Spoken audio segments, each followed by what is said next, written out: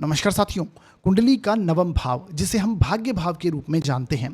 साथियों, शास्त्रानुसार सर्वाधिक महत्वपूर्ण भाव कुंडली का पहला भाव लग्न बनता है, क्योंकि लग्न आप स्वयं होते हैं।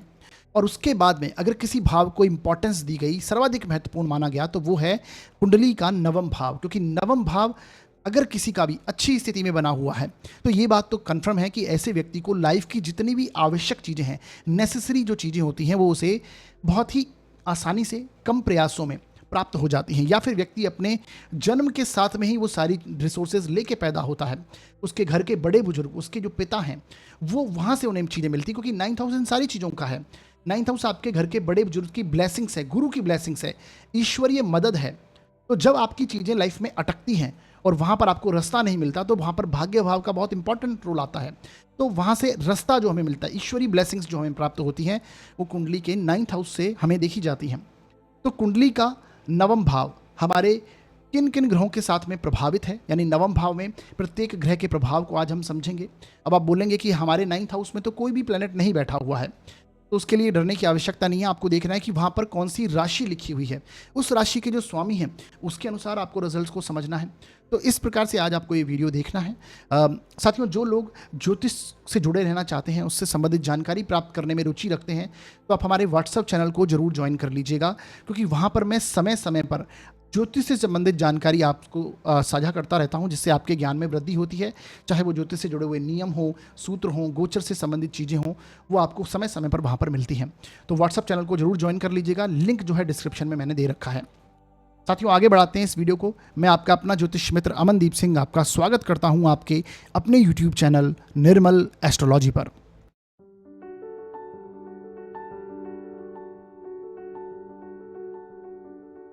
आज हम चर्चा करेंगे कि कुंडली में किस तरह से नवम भाव में सभी ग्रहों का क्या प्रभाव रहेगा। हम एक एक करके प्रत्येक ग्रह को लेंगे और हमारे जीवन में उसके क्या प्रभाव हैं उसे गहराई से, डिटेल से जानने की कोशिश करेंगे।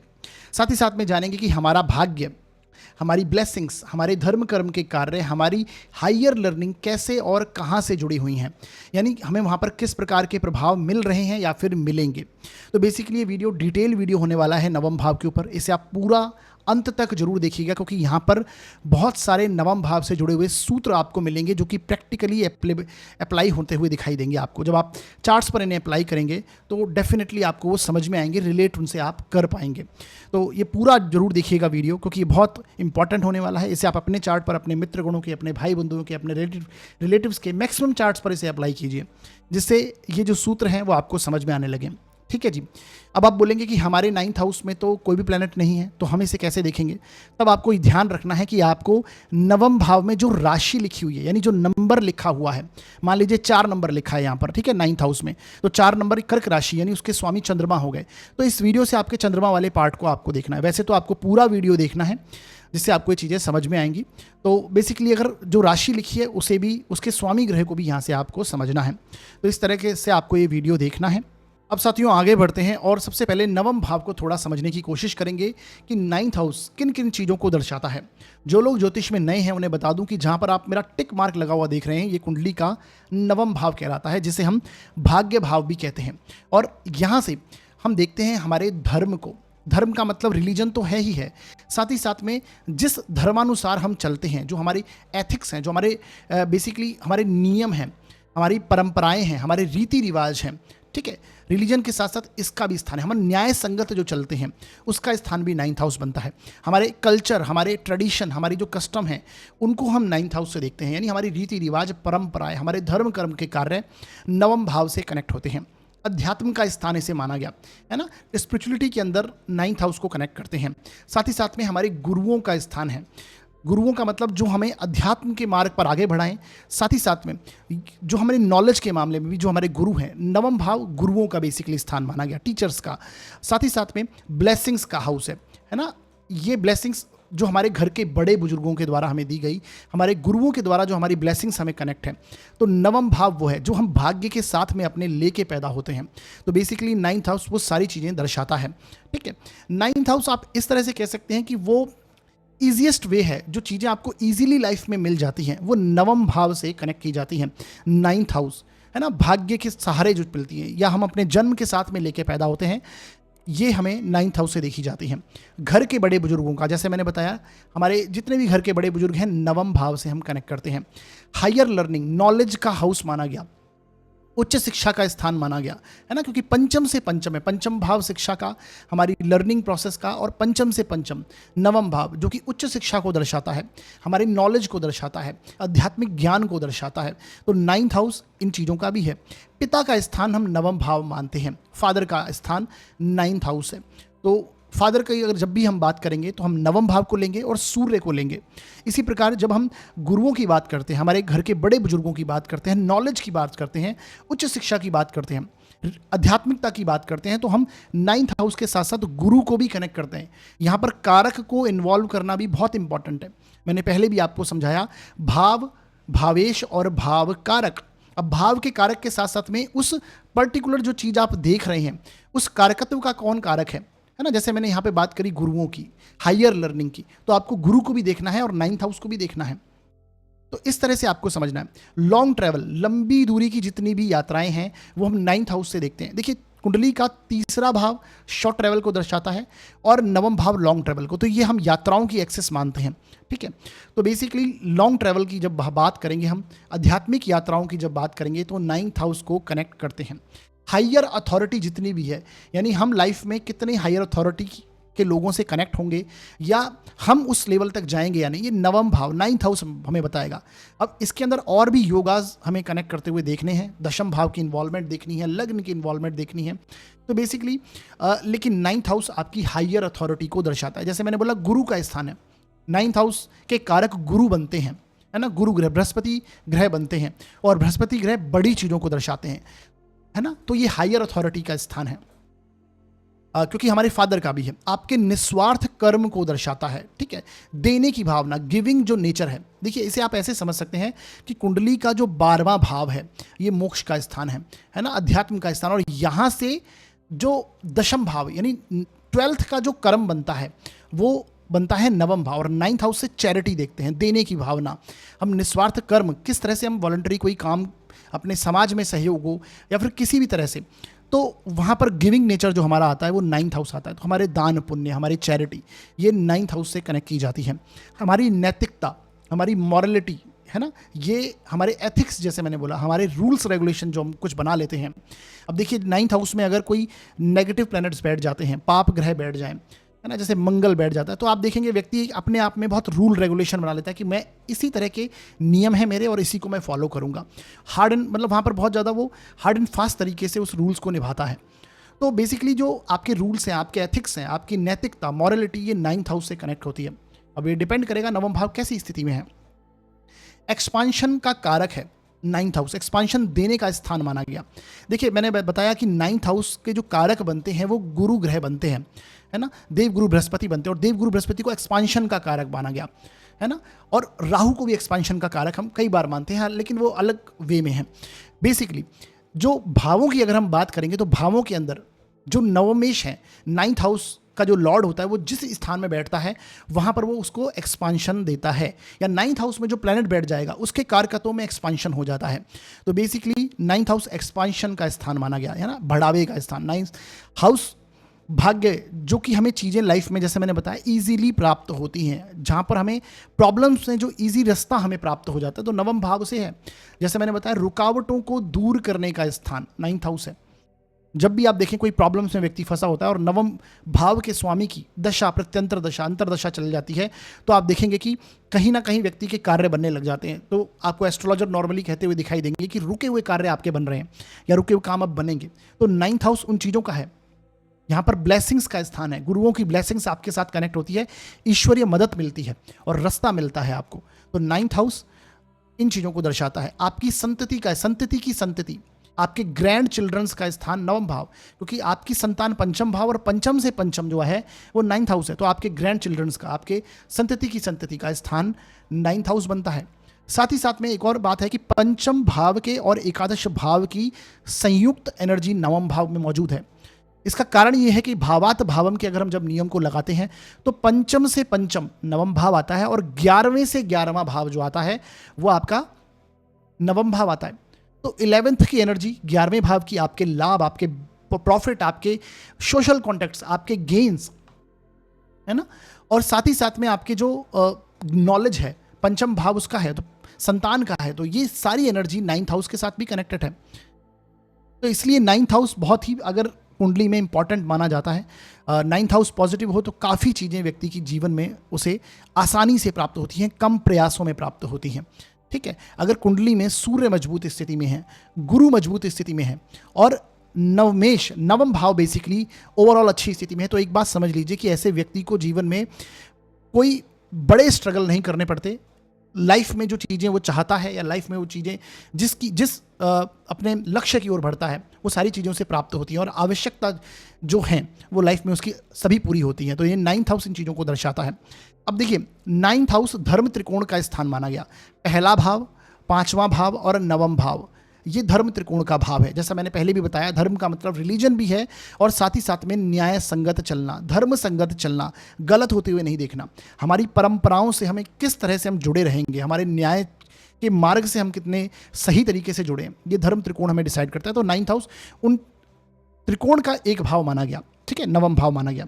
इसी के साथ में अब हमें ये देखना है कि नवम भाव में कौन सा ग्रह आपकी कुंडली में बैठा है। जो भी ग्रह बैठा होगा वो इस भाव के कारकत्वों को प्रभावित करेगा, इस भाव से कनेक्ट हो जाएगा और सबसे पहले व्यक्ति को उसी के अनुसार फल मिलते हैं। उसके बाद आपको देखना है कि नाइन्थ हाउस में कौन सी राशि लिखी हुई है ना। मान लीजिए यहाँ पर, जैसा मैंने बताया कि यहाँ पर 5 नंबर लिखा है, तो सिंह राशि लिखिए।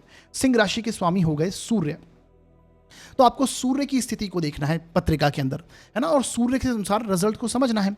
अब आप बहुत से लोग होंगे जो बोलेंगे कि हमारे चार्ट में तो नाइन्थ हाउस में कोई भी प्लैनेट नहीं है। ऐसी स्थिति में आपको राशि देखनी है और राशि के स्वामी को देखना है और उसके अनुसार आज के इस वीडियो में उसके रिजल्ट्स को समझना है। तो इस तरह से आपको ये वीडियो पूरा कंप्लीट देखना है।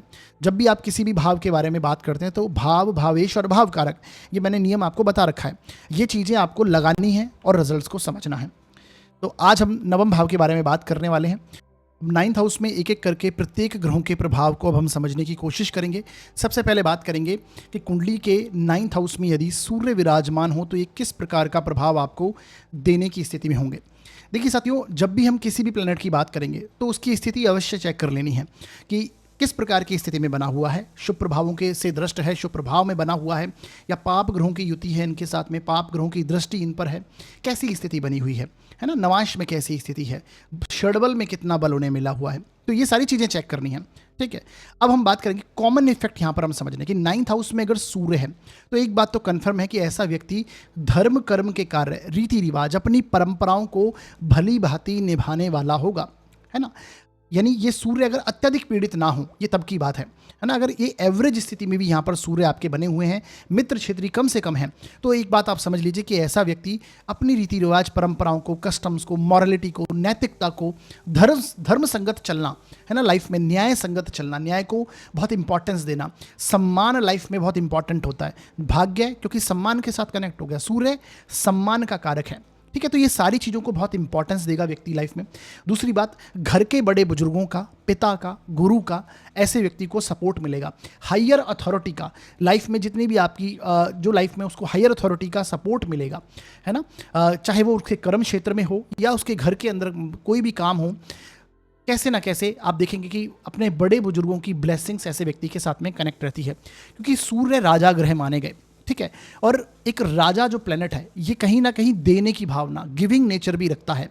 तो ऐसा व्यक्ति दान पुण्य करना, धर्म कर्म के कार्य करना, इसमें बहुत ज़्यादा इन्वॉल्व रहेगा और अपनी रीति रिवाज, परंपराओं को भली भांति निभाना, ये एक बहुत एक तरह से ऐसे व्यक्ति की टेंडेंसी रहती है। दूसरी बात, नाइन्थ हाउस में अगर आपके सूर्य बने हुए हैं तो ये आपको थोड़ा ईगोइस्टिक बना सकता है अपने रिलीजन को लेकर, या फिर अपने परंपराओं को, रीति रिवाज को, कि इसी तरह से हमें निभानी है और ऐसे ही हम चलेंगे। एक रूल्स बन जाते हैं, है ना, जिसे कहते हैं हम। तो वो एक टेंडेंसी ऐसे व्यक्ति के साथ में जरूर चलती है। ये हमें देखने को डेफिनेटली मिलने वाला होता है। अब देखिए, जैसे मैंने बताया, पंचम से पंचम स्थान है, तो नाइन्थ हाउस आपके ग्रैंड चिल्ड्रन का है, संतान की ग्रोथ का भी है। तो ये संतति की ग्रोथ ऐसे व्यक्ति की डेफिनेटली अच्छी खासी देखी जाती है। अगर ये सूर्य आपकी कुंडली में कारक होकर नवम भाव में बैठा है तो ऐसा व्यक्ति डेफिनेटली हायर लर्निंग करता है, उच्च शिक्षा लेता है, नॉलेजेबल होगा, ज्ञान के क्षेत्र में भी अच्छा सफल और हायर लर्निंग लेने की स्थिति में बनता है और अच्छा नॉलेज लेता है। तो ये वो स्थितियां यहाँ पर सूर्य कनेक्ट करते हैं। अगर 9th हाउस में शुभ प्रभावों से दृष्ट हैं, जैसे गुरु देख लें, तो डेफिनेटली जो भी मैंने चीज़ें बताई ये आपको देखने को मिलेंगी। ऐसे व्यक्ति को गुरु की प्राप्ति होती है ना। और व्यक्ति अथॉरिटेटिव होता है स्वयं, या तो किसी ऐसे काम के साथ में कनेक्ट हो जाता है, यानी दशम भाव का इन्वॉल्वमेंट अगर नवम भाव के साथ में हो जाए, जैसे वृश्चिक लगन की पत्रिका हो और दशम भाव के स्वामी सूर्य बनते हैं, नवम भाव में जाकर बैठे हैं, आप देखिए ऐसा व्यक्ति के पास अथॉरिटी होती है, हायर अथॉरिटी स्वयं होती है, या उसका कनेक्शन उसके उच्च वर्गाधिकारियों के साथ में, बड़े बड़े लोगों के साथ में होगा, ऐसा आपको देखने को मिलेगा।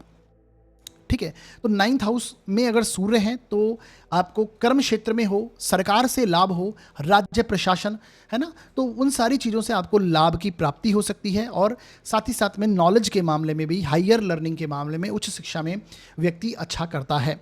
तो ये आपको देखना है।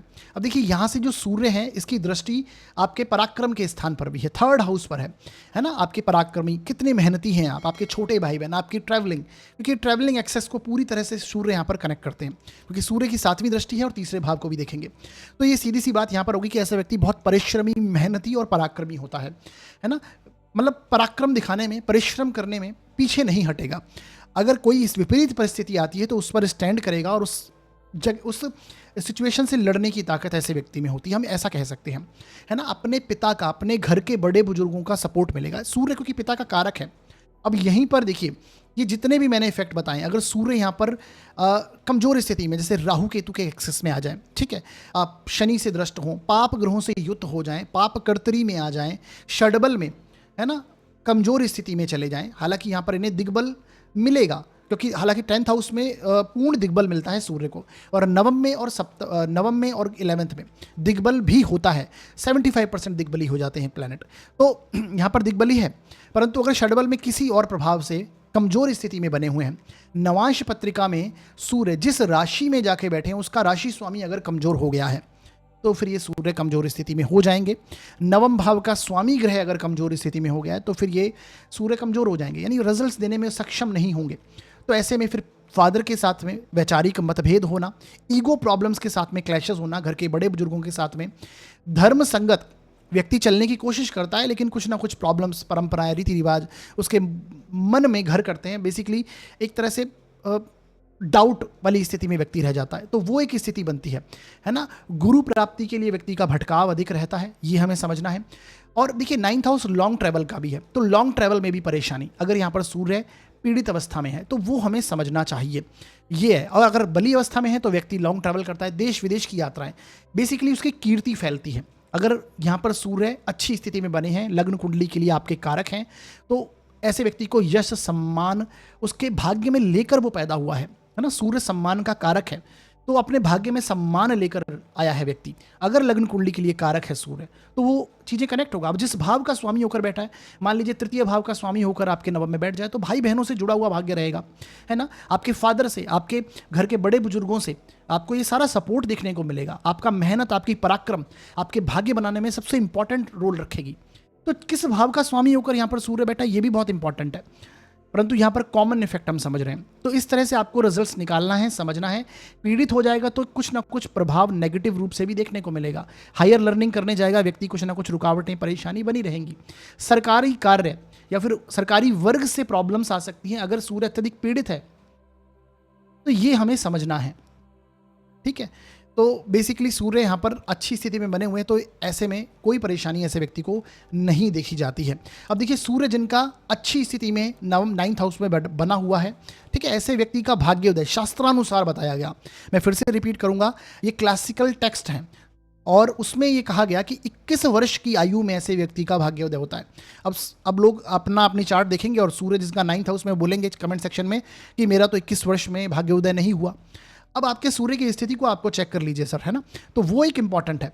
तो यहाँ पर अगर सूर्य बना हुआ है तो शास्त्रानुसार, क्लासिकल टेक्स्ट के अनुसार 21 वर्ष की आयु में ऐसे व्यक्ति का भाग्योदय होता है। भाग्योदय का मतलब यहाँ पर यह है कि कुछ ना कुछ पॉजिटिव इंसिडेंट जो लाइफ में बहुत इंपॉर्टेंट रोल उसके रखेंगे वो उसके साथ घटित होते हैं। तो 21 वर्ष की आयु बताई गई कि वहाँ पर भाग्योदय होता है। और सूर्य के कारकत्वों से भाग्य को सपोर्ट मिलता है। तो ये हमें समझना है। आगे बढ़ेंगे और बात करेंगे अब हम कि अगर आपके 9th हाउस में चंद्रमा विराजमान है तो आपको किस प्रकार का प्रभाव देने की स्थिति में है। अब देखिए, चंद्रमा नवम भाव में अगर बने हुए हैं तो मैंने पहले भी अभी आपको बताया सूर्य के बारे में जब बता रहा था, और हमेशा आपको प्लेनेट की बात जब मैं करूंगा तो आपको उसकी स्थिति को पहले चेक कर लेना है ना, किस स्थिति में बना हुआ है। अब देखिए, सूर्य यहाँ पर, चंद्रमा बेसिकली यहाँ पर अगर शुभ प्रभाव में बने हुए हैं, है ना, गुरु से दृष्ट हैं, शुभत्व है इनके पास में, और आपके लग्न कुंडली के लिए कारक हो जाते हैं, षडबल में अच्छे खासे बलवान हैं, तो ये बहुत अच्छा प्रभाव यहाँ पर दे सकते हैं। ऐसा व्यक्ति बहुत ही धार्मिक और स्पिरिचुअल होता है, ये आपको देखेंगे, क्योंकि चंद्रमा धर्म के कारक है। चंद्रमा जल तत्व को रिप्रेजेंट करते हैं और जल को स्पिरिचुअलिटी के अंदर बहुत इंपॉर्टेंस दी गई है ना, आपके अध्यात्म के अंदर। आप देखिए, मोक्ष त्रिकोण की जो राशियां हैं वो सारी जल तत्व की राशियां हैं। काल पुरुष के मोक्ष त्रिकोण को अगर आप उठाएंगे तो 4, 8, 12 कर्क राशि, वृश्चिक राशि और मीन राशि जल तत्व की राशि बताई गई। तो मोक्ष त्रिकोण में जल का महत्वता अपने आप में बहुत इंपॉर्टेंट। तो जल अगर चंद्रमा नवम भाव में आपके बने हुए तो ऐसा व्यक्ति धर्म, कर्म, रीति रिवाज, परंपरा निभाने में बहुत उत्तम होगा, अच्छी स्थिति में अगर चंद्रमा बने हुए हैं। ये आपको ध्यान रखना है। गुरु से दृष्ट हो, शुभ प्रभाव में हो, षडबल में अच्छी स्थिति में हो, नवांश में अच्छी स्थिति में बने हुए हों, है ना, जो इनका नवांशाधिपति है वो भी अच्छा होना चाहिए। तो ये सारे रूल्स आपको अप्लाई करने हैं। जितनी अच्छी स्थिति उतने अच्छे परिणाम। तो धर्म, कर्म, रीति रिवाज, परंपरा, नैतिकता, मॉरलिटी, धर्म संगत चलना, न्याय को पसंद करना, ये सारी क्वालिटीज व्यक्ति के अंदर इन्वॉल्व रहेंगी, है ना। चंद्रमा 9th हाउस में है, व्यक्ति का रुझान देवी की आराधना के प्रति अधिक रहता है, देवी माँ का सपोर्ट मिलता है ना। ये आपको देखना है। महिलाओं के कारण भाग्य में उन्नति होती है, क्योंकि चंद्रमा स्त्री कारक ग्रह है और वो माता हो सकती हैं घर की, क्योंकि माँ का सपोर्ट मिलेगा, चंद्रमा माँ का कारक है ना। या फिर आपके फीमेल कोई फ्रेंड हो सकती हैं, आपकी बहन हो सकती है, आपकी बुआ हो सकती हैं, है ना। आपके फीमेल के कारण व्यक्ति की लाइफ में भाग्य उदय होने की संभावना बनती है। आपके लाइफ पार्टनर हो सकते हैं अगर आप पुरुष हैं तो वो स्थिति यहाँ पर देखने को मिलेगी, है ना। चंद्रमा ट्रैवल का कारक है और 9th हाउस ये ट्रैवलिंग एक्सेस को कनेक्ट कर देगा। चंद्रमा जब 9th में बैठेगा तो चंद्रमा यहाँ से किसको देखेगा, तृतीय भाव को देखेगा, और तृतीय भाव शॉर्ट ट्रैवल और 9th हाउस लॉन्ग ट्रैवल। तो सीधी सी बात है, ऐसा व्यक्ति यात्राएं करेगा, यात्राएं करना अच्छा लगेगा उसे, और आध्यात्मिक यात्राएं हो या फिर लॉन्ग ट्रैवल हो, देश विदेश की यात्राएं हो, वो उसे उसके साथ कनेक्ट रहेंगी। अब ये चंद्रमा पीड़ित हो जाएगा तो यात्रा क्या होगी कि बेफिजूल की होंगी, यात्राएं होंगी लेकिन बेफिजूल की यात्राएं होंगी, या फिर यात्राओं में कष्ट होगा, मन मार के यात्राएं करना, तो वो एक स्थिति ऐसी कनेक्ट हो सकती है। तो आपको वो देखना है कि चंद्रमा की स्थिति कैसी है, ठीक है। इसी के साथ में आप देखें कि ऐसा व्यक्ति गिविंग नेचर का होता है ना, दान पुण्य करना, चैरिटी करना, क्योंकि इमोशंस के साथ में व्यक्ति कहीं ना कहीं कनेक्ट होता है दूसरे के इमोशंस के साथ में। ये आप अपने भाग्य के अंदर लेके पैदा हुआ है ऐसा व्यक्ति जिसका चंद्रमा नवम भाव में है ना, भाग्य में चंद्रमा, यानी भाग्य के अंदर उसके इमोशंस, चंद्रमा की क्वालिटीज़ वहाँ पर कनेक्ट है, आपकी फीलिंग्स, आपके विचार। तो व्यक्ति दूसरे को सपोर्ट करने वाला, निस्वार्थ कर्म करने वाला ऐसा व्यक्ति होता है। तो नवम भाव में चंद्रमा है तो ये दान पुण्य, धर्म, कर्म के कार्यों में इन्वॉल्व होना, ये सारी चीज़ों की टेंडेंसी ऐसे व्यक्ति की रहती है ना। हालांकि आपको ये भी देखना होगा कि नवम भाव के जो स्वामी हैं उसकी स्थिति किस प्रकार की चार्ट के अंदर बनी हुई है। ऐसे व्यक्ति गुरु, पिता, घर के बड़े बुजुर्ग, इन सबका उन्हें सपोर्ट मिलता है अगर चंद्रमा यहाँ पर शुभ प्रभाव में बना हुआ है ना। जैसे गुरु से दृष्ट हो जाए, शुक्र से दृष्ट हो जाए चंद्रमा, तो ये एक अच्छी स्थिति यहाँ पर निकल कर आती है। साथ ही साथ में शुभ प्रभाव में बना हुआ हो और षडबल में अगर अच्छी स्थिति में है, लग्न कुंडली के लिए कारक होकर नवम में बैठा है, तो डेफिनेटली हायर अथॉरिटीज़, गुरु, फादर, आपके घर के बड़े बुजुर्ग जितने भी हैं उनकी ब्लेसिंग्स कनेक्ट होती हैं। आपकी माता का सपोर्ट आपको देखने को मिलता है, क्योंकि मदर का कारक है। मदर आपकी लाइफ में गुरु का रोल प्ले करती हैं, है ना। उनसे बहुत कुछ चीज़ें लाइफ में आप सीखते हैं, समझते हैं। वो एक टेंडेंसी यहाँ पर देखने को मिलता है। हर कदम पर सपोर्ट करना, अगर चंद्रमा अच्छी स्थिति में है ना, फादर का सपोर्ट आपको मिलेगा, घर के बड़े बुजुर्गों का सपोर्ट मिलेगा, ये सारी स्थितियां देखने को मिलेगी। जैसा मैंने बताया, अगर लग्न कुंडली के लिए कारक है तो हायर एजुकेशन में भी यहाँ पर चंद्रमा एज सच कोई नेगेटिविटी नहीं दर्शाते हैं। हायर एजुकेशन, नॉलेज के मामलों में व्यक्ति करता है, हालांकि मन मौजी नेचर का होता है उस स्थिति में भी। यहाँ से चंद्रमा की दृष्टि को अगर आप देखें तो सप्तम दृष्टि तृतीय स्थान पर पड़ेगी, है ना। तो मैंने जैसा कि बताया, यात्राओं के लिए पॉजिटिव हो जाता है। दूसरी बात, व्यक्ति थोड़ा मन के अनुसार चलने वाला, अपने जहाँ पर मेहनत करनी है, कई बार थोड़ा आलसी नेचर का, कई बार जैसे कहते हैं ना, चंद्रमा 15 दिन अमावस्या का और 15 दिन पूर्णिमा का, तो एक तरह से इसी प्रकार से व्यक्ति के कर्म या फिर इसी प्रकार से पराक्रम दिखाने की स्थिति में व्यक्ति आता है लाइफ में। छोटे भाई बहनों के साथ में अच्छे रिलेशंस ऐसा चंद्रमा देता है, क्योंकि थर्ड हाउस को यहाँ पर सप्तम दृष्टि से देखेगा तो छोटे भाई बहन से अच्छे संबंध व्यक्ति के लाइफ में बनते हैं। अब देखिए, चंद्रमा अगर बलवान स्थिति में नवम भाव में ही बना हुआ है तो ऐसे व्यक्ति का शास्त्रानुसार, क्लासिकल टेक्स्ट के अनुसार बताया गया कि ऐसे व्यक्ति का जो भाग्योदय है वो 24वें वर्ष में हो जाता है। 24वें वर्ष में उसके लाइफ में कुछ ना कुछ इंपॉर्टेंट जो इंसिडेंट होते हैं, जो लाइफ के जो मेजर रोल प्ले करते हैं लाइफ में, वो घटित होते हैं, है ना, भाग्योदय का मतलब। तो ये सारी स्थितियां यहाँ पर आपको देखने को मिलेंगी। ठीक है, चंद्रमा कहीं ना कहीं एक तरह से लक्ष्मी को, कैश फ्लो का कारक माना गया, तो कहीं ना कहीं धन संबंधी भी ऐसे व्यक्ति को लाइफ में अधिक परेशानी नहीं आती 9th हाउस में अगर चंद्रमा विराजमान है। अब ये पीड़ित अगर हो जाए, मेन बात आती है, अगर ये पीड़ित हो जाए, राहु केतु के एक्सेस में आ जाएं, शनि से दृष्ट हो जाएं, ठीक है, और नीच के हो जाएं, है ना, राशि भी इनकी देखिए आप किन राशियों में, शत्रु राशि में अगर विराजमान हो जाए, नमाश में नेगेटिव स्थिति में बन जाए, इनका जो राशि स्वामी है वो नेगेटिव होकर कुंडली में बना हुआ है, तो फिर ये बहुत बाधाएं यहाँ पर आती हैं। व्यक्ति लाइफ में भटकाव रहता है जीवन में, है ना, व्यक्ति लाइफ में बहुत कुछ करना चाहता है लेकिन जीवन में भटकाव बना रहता है इधर से उधर। ये जैसे मैंने बोला, यात्राएं लाइफ में तब भी होंगी लेकिन कहीं ना कहीं वो वहाँ से रिजल्ट्स नहीं निकलते हैं, वो स्थिति बनी रहती है। हालांकि धर्म कर्म में तब भी रुझान देगा, लेकिन कई बार सेल्फ डाउट में आता है व्यक्ति कि क्या मेरा भाग्य मुझे सपोर्ट करेगा, इस तरह की टेंडेंसी में, और बहुत लो फील करना, डिप्रेशन, एंग्जाइटी, इस तरह की टेंडेंसी भी यहाँ पर निकल कर सामने आती है। क्योंकि हर जो काम हम करते हैं वहाँ पर कुछ ना कुछ छोटी मोटी ऑब्स्टेकल, रुकावटें हमें देखने को मिलती हैं। तो चंद्रमा की स्थिति कैसी है ये हमें समझना है। जितना शुभत्व में होगा, जैसे कि मैंने बोला, गुरु से अगर दृष्ट हो जाए ऐसा चंद्रमा, तो मेजर प्रॉब्लम्स ऐसे व्यक्ति को नहीं आती हैं, वो आपको समझना चाहिए। और गुरु अगर लग्न कुंडली के लिए कारक हो जाए, चंद्रमा कारक हो जाए, तो फिर कहना ही क्या, ये अच्छे प्रभाव में यहाँ पर बन जाता है। तो इस प्रकार से आपको रिजल्ट्स को समझना है। 24वें वर्ष की आयु में भाग्योदय होना, महिलाओं से भाग्य का लाभ होना, माता का सपोर्ट मिलना, जीवन में कैश, जैसे मैंने बोला, धन से संबंधित परेशानी एज सच व्यक्ति को नहीं देखने को मिलती अगर चंद्रमा थोड़ी भी पॉजिटिव स्थिति में यहाँ पर बने हुए हैं, तो ये हमें रिजल्ट्स देखने को मिलेगा। अब आपको देख लेना है बाकी और सारी स्थितियाँ। आगे बढ़ते हैं और बात करते हैं अब हम कि यदि आपकी जन्म पत्रिका के 9th हाउस में बुध विराजमान है तो ये आपको किस प्रकार का प्रभाव देने की स्थिति में आएंगे। अब देखिए, बुध क्या है, बुध बुद्धि के कारक माने जाते हैं, है ना, नवम भाव में आए हैं, तो बेसिकली आप अपने भाग्य में क्या लेके आए हैं, आपका इंटेलिजेंस, आपका प्रेजेंस ऑफ माइंड, आपकी शार्पनेस, आपकी बुद्धिमत्ता, आपके विचार, आपकी कम्युनिकेशन, ये सारी चीज़ें जो बुध के कारकत्व हैं वो आप अपने भाग्य के अंदर लेके पैदा हुए हैं। तो ये सारी क्वालिटीज़ आपको सपोर्ट करती हैं, है ना, आपके भाग्य को सपोर्ट करती हैं। अब देखिए, यहाँ पर अगर हम धर्म कर्म की बात करें तो ऐसा व्यक्ति डेफिनेटली धर्म कर्म, रीति रिवाज, परंपराओं को निभाने वाला होता है। अब ये डिपेंड करेगा कि बुध की कैसी स्थिति है, सीधी सी बात है। अगर ये बुध पाप प्रभाव में आ गए तो ऐसा व्यक्ति धर्म कर्म में नहीं मानेगा, है ना, हर चीज को क्वेश्चन करेगा।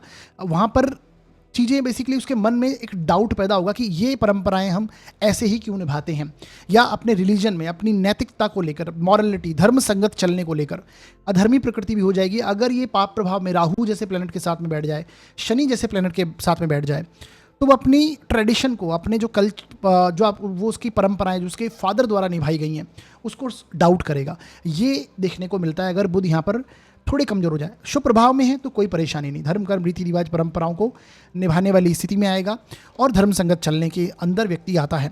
हालांकि ऐसे बुध पर संगत का असर बहुत होता है कि उसके आसपास के लोग किस प्रकार के हैं, नीतिवान हैं या नहीं, ये बहुत इंपॉर्टेंट है क्योंकि बुध को संग दोष लगता है। मैंने पहले भी कई बार आपको समझाया है।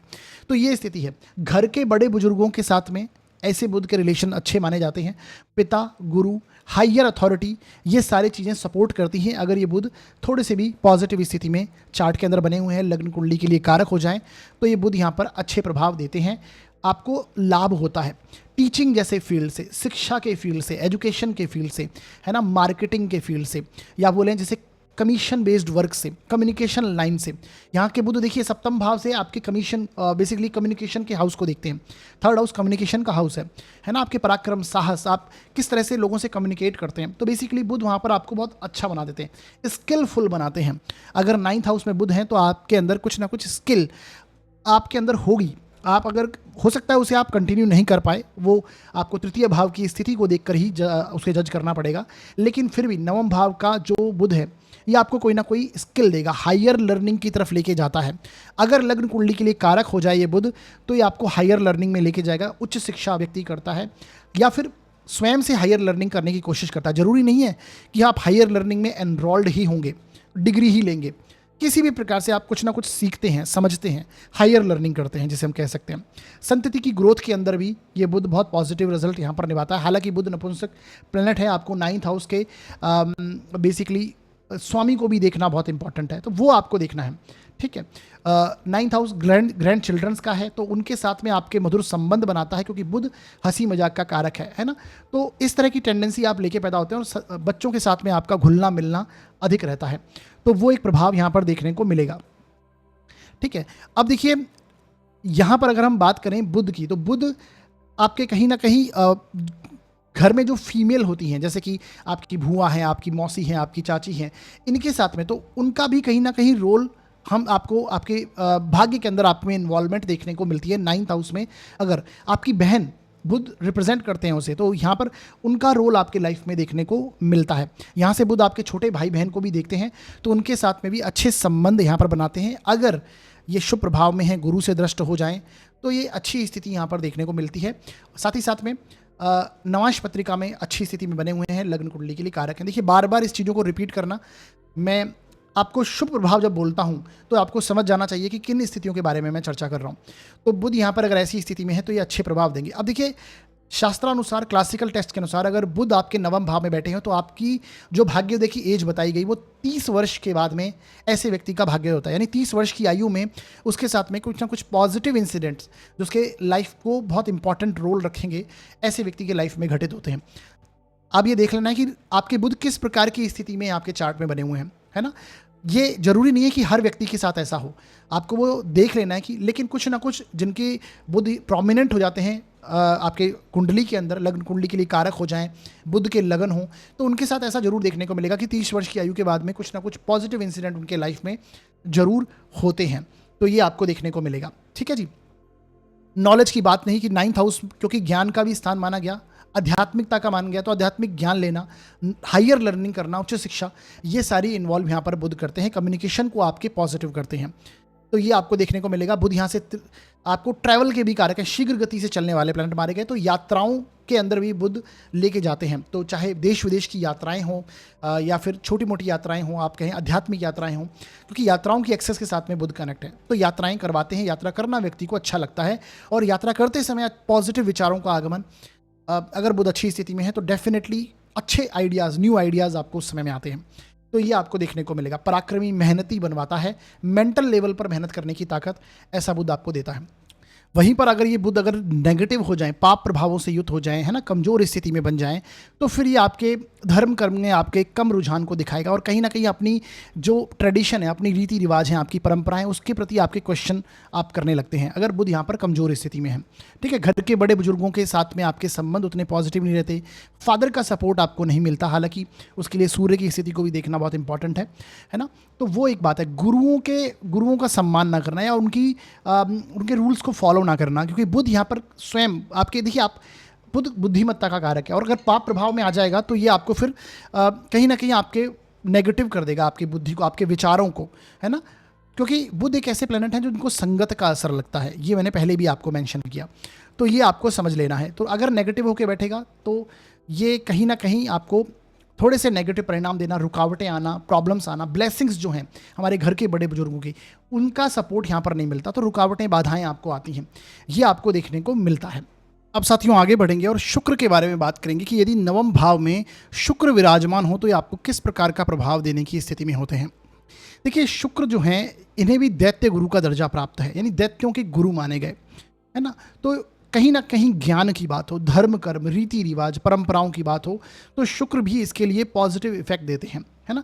अगर ये शुक्र आपकी पत्रिका के अंदर एक एवरेज स्थिति में भी, है ना, अच्छी स्थिति में हो, मान लीजिए उच्च के हों या फिर गुरु से दृष्ट हों या फिर शुभ प्रभावों के अंदर विराजमान हों, है ना, मित्र क्षेत्रीय हों, तो ये अच्छे प्रभाव देने की स्थिति में होते हैं। अगर लग्न कुंडली के लिए कारक हो जाए, नवांश में अच्छी स्थिति हो जाए, षडबल में अच्छे हो जाएं, तो ऐसे गुरु, ऐसे बेसिकली जो शुक्र हैं, ये आपको धर्म कर्म, रीति रिवाज, परंपराएं, रिलीजन के अंदर, आपके नैतिकता के अंदर, मॉरलिटी के अंदर, न्याय संगत चलने को लेकर आपके लिए बहुत पॉजिटिव रिजल्ट्स देते हैं। ठीक है, शुक्र देखिए आपके भाग्य के स्थान में आए हैं, तो आप अपने भाग्य में शुक्र से संबंधित चीज़ें लेके पैदा हुए हैं। तो शुक्र की जितनी भी क्वालिटीज़ हैं, जैसे सुख सुविधाएं हैं, लग्जरी है, वैभव है, विपुल धन है, तो अगर अच्छी स्थिति में शुक्र विराजमान है, लग्न कुंडली के लिए कारक है, तो ये डेफिनेटली आपको सारी चीज़ें प्राप्त होंगी, है ना, क्योंकि आप अपने भाग्य के अंदर इन सारी चीज़ों को लेकर पैदा हुए, है ना। आध्यात्मिक रहेंगे आप, नो डाउट, नॉलेजेबल होंगे, क्योंकि शुक्र भी ज्ञान का कारक माना गया, कहीं ना कहीं नॉलेज का कारक है, गुरु हैं बेसिकली। तो हायर एजुकेशन हो, हायर लर्निंग हो, नॉलेज की बात हो, तो ये गुरु, ये बेसिकली शुक्र यहाँ पर आपको अच्छे परिणाम देते हैं, धर्म संगत चलने के अंदर भी अच्छे प्रभाव देते हैं अगर ये पॉजिटिव होकर यहाँ पर बने हुए हैं, है ना। आपको सुख सुविधाएं आपके लिए बहुत इंपॉर्टेंट हो जाती हैं, आप भाग्य के अंदर लेके पैदा हुए हैं, आपको रिसोर्सेज वो प्राप्त होते हैं जन्म से ही, क्योंकि आपके 9th हाउस में शुक्र है।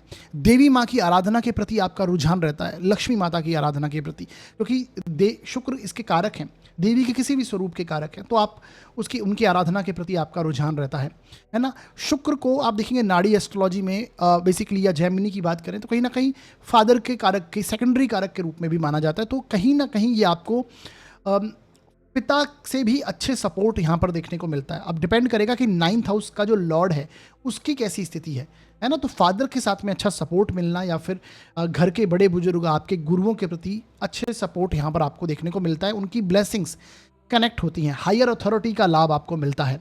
ठीक है, तो ये सारी चीज़ें यहाँ पर देखने को मिलेंगी। लॉन्ग ट्रैवल की बात करें तो डेफिनेटली लॉन्ग ट्रैवल ऐसा व्यक्ति करता है। शुक्र अगर आपकी पत्रिका के अंदर कारक होकर 9th में बैठे हैं, तो व्यक्ति घूमने फिरने, शौक मौज करने, इस तरह की टेंडेंसी उसकी होती है। शुक्र की यहाँ से दृष्टि की बात करें तो वो भी आपके 3rd हाउस पर, यात्राओं की एक्सिस पर है, और बेसिकली ये आपके छोटे भाई बहन को भी दर्शाती है। तो कहीं ना कहीं उनसे अच्छे संबंध होते हैं, आप साहसी और पराक्रमी होते हैं, सही समय पर डिसीजंस लेना, ये आपकी क्वालिटी आपकी बनती है। शुक्र 9th में है तो व्यक्ति, जैसे मैंने बोला, एक अच्छा एडवाइज़र, टीचिंग एबिलिटीज़ ऐसे व्यक्ति के अंदर भी पाई जाती है 9th हाउस में अगर शुक्र है, तो ये भी कहीं ना कहीं आपको देखने को मिलेगा। साथ ही साथ में आपको ये भी देखने को मिलेगा कि 9वें भाव में जिनके भी शुक्र होते हैं, ऐसे व्यक्ति को महिलाओं के द्वारा लाभ होता है। खासकर अगर अच्छी स्थिति में शुक्र बने हैं तो विवाह के बाद में व्यक्ति का भाग्योदय बेसिकली होता है। हालांकि शास्त्रानुसार अगर हम देखें, क्लासिकल टेक्स्ट के अनुसार देखें, तो ऐसे व्यक्ति का भाग्योदय 26 वर्ष की आयु के बाद हो जाता है। 26 वर्ष की आयु में उसके साथ में कुछ ना कुछ पॉजिटिव इंसिडेंट या फिर लाइफ चेंजिंग मूवमेंट, या कहते हैं जो बहुत इंपॉर्टेंट जिनका रोल रहता है लाइफ में, ऐसे इवेंट उसके लाइफ में होते हैं। तो अगर शुक्र बलवान स्थिति में बने हैं तो ये सारी स्थितियां, अगर यहाँ पर शुक्र पीड़ित हो जाए, पाप प्रभाव से युक्त हो जाएं, है ना, केतु के एक्सेस में हो, राहु केतु के बेसिकली एक्सेस में, शनि से युक्त हो जाएं, शनि की दृष्टि हो जाए, कमजोर हो जाए, नीच के होकर बैठे हुए हों, है ना, या फिर षड्बल में इनके पास बल ना हो, तो वो आपको सारी स्थितियाँ देख लेनी है।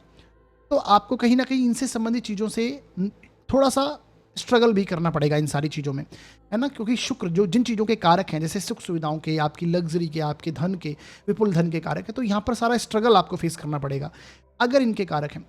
और कहीं ना कहीं धर्म, रीति रिवाज, परंपराओं के प्रति आपका ज़्यादा ध्यान रहेगा, बल्कि भोग के प्रति आसक्ति अधिक रहना, है ना, तो वो एक टेंडेंसी यहाँ पर आपको देखने को मिल सकती है। तो बेसिकली आपको देखना होगा कि शुक्र की स्थिति किस प्रकार की है। अधिक दान पुण्य की अगर बात करें तो शुक्र अगर 9th हाउस में है तो ऐसा व्यक्ति अगर अच्छी स्थिति में है तो दान पुण्य, चैरिटी वगैरह करता है। ठीक है, क्योंकि 12वें भाव में शुक्र जो है वो उच्च के होते हैं, और उसके 10th हाउस में शुक्र आए हैं, है ना, जहाँ पर उच्च के होते हैं उससे 10th भाव में शुक्र, तो 12वें का कर्म जो है वो 9th हाउस है। तो यहाँ पर अगर शुक्र आएंगे तो व्यक्ति दान पुण्य, चैरिटी करता है। अगर पीड़ित हो जाएंगे तो वहाँ पर वो स्थिति नहीं रहेगी, अधिक भोगी प्रकृति ऐसे व्यक्ति की बन जाएगी। ठीक है, तो ये एक टेंडेंसी यहाँ पर देखने को मिलती है। जैसे मैंने बोला, साहस पराक्रम के स्थान को देखेगा तो डेफिनेटली व्यक्ति साहसी पराक्रमी होता है। कमज़ोर हो जाएगा अगर ये शुक्र, तो फिर कहीं ना कहीं व्यक्ति एफर्ट नहीं लेता या फिर प्रयास नहीं करता चीज़ों को करने के लिए, तो वो एक स्थिति यहाँ पर मिल जाती है। तो ये आपको देखने को मिलेगा। जैसा मैंने बताया, क्लासिकल टेक्स्ट के अनुसार 26 वर्ष की आयु में ऐसे व्यक्ति का भाग्योदय होता है, तो ये आपको यहाँ पर देखने को मिलेगा। बाकी ऐसे में अगर पीड़ित है शुक्र तो देवी माँ की आराधना आपको अवश्य करनी चाहिए, जिससे लाभ प्राप्त होता है। विवाह के बाद व्यक्ति की भाग्य उन्नति होती है, तो ये आपको देखने को मिलेगा। आगे बढ़ते हैं और बात करते हैं कि यदि आपकी पत्रिका के अंदर गुरु जो हैं वो अगर 9वें भाव में बैठे हुए हों तो ये आपको किस प्रकार का प्रभाव देंगे। देखिए, देव गुरु के जो बृहस्पति हैं, इनकी हम बात करेंगे। अभी दैत्य गुरु की हमने बात करी, तो गुरु अगर नवम भाव में बैठे हैं, जो कि यहाँ के कारक माने जाते हैं 9th हाउस के, तो गुरु अपने आप में धर्म कर्म के कारक है। रीति रिवाज, परंपराएं, नैतिकता, मॉरलिटी, धर्म संगत चीज़ों के अंदर चलना, न्याय को पसंद करना, घर के बड़े बुजुर्गों के कारक बनते हैं, है ना। तो कहीं ना कहीं गुरुओं की ब्लेसिंग्स आपके साथ में, आप अपने भाग्य के साथ में ही लेके आए हैं। नवम भाव में गुरु अगर अच्छी स्थिति में बन जाएं, मित्र क्षेत्रीय हो जाएं, उच्च के हो जाएं, है ना, अपने शुभ ग्रह अगर लग्न कुंडली के लिए कारक होकर यहाँ पर बैठ जाएं, है ना, तो ये फिर आप समझ लीजिए ऐसे व्यक्ति को ज़्यादा परेशानी लाइफ में नहीं आती है, क्योंकि यहाँ से गुरु आपके लग्न को भी देखेंगे, आपके व्यक्तित्व को भी देखेंगे, है ना, आपके ज्ञान को देखेंगे, तो बहुत नॉलेजेबल आपको बनाएंगे, है ना। आप बहुत नैतिकता से चलने वाले, एथिक्स आपके लिए बहुत इंपॉर्टेंट हो जाते हैं। सत्कर्म करते हुए व्यक्ति लाइफ में जीवन आगे बढ़ाता है। रूल्स रेगुलेशन जो है उसके अंदर सत्कर्म करता है और उन चीज़ों को फॉलो करता है।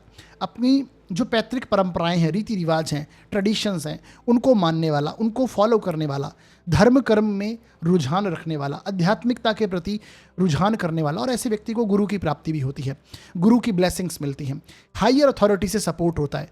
ऐसा व्यक्ति बहुत अच्छा एडवाइज़र होता है, क्योंकि आप अपने भाग्य के अंदर गुरु को लेकर पैदा हुए हैं। तो गुरु की जितनी भी टेंडेंसी, गुरु के जितने भी कारकत्व हैं, वो आपके साथ कनेक्ट होते हैं। अगर सही शुभ प्रभाव में है, लग्न कुंडली के लिए कारक हैं, तो ये आप देख लेंगे कि ये सारी चीज़ें आपको देखने को मिलेंगी।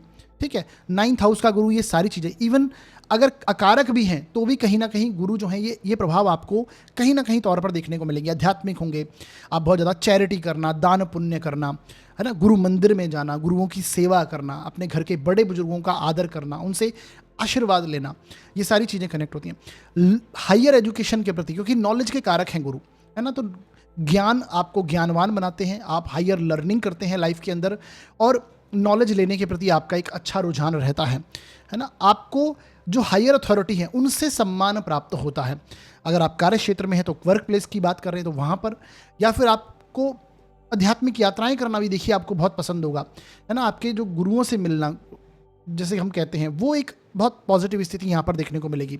आप मंदिर जाना आपको, या फिर जैसे माना आध्यात्मिक विजिट करना, ये आपके लिए बहुत शुभ प्रभाव भी लेके आएगा। जब जब आप रिलीजियस ट्रैवलिंग करेंगे, ऐसे में जिनके 9th हाउस में गुरु है, ऐसे व्यक्ति के लाइफ में एक पॉजिटिव इंसिडेंट उनकी लाइफ में होंगे जो अच्छे प्रभाव व्यक्ति को देंगे।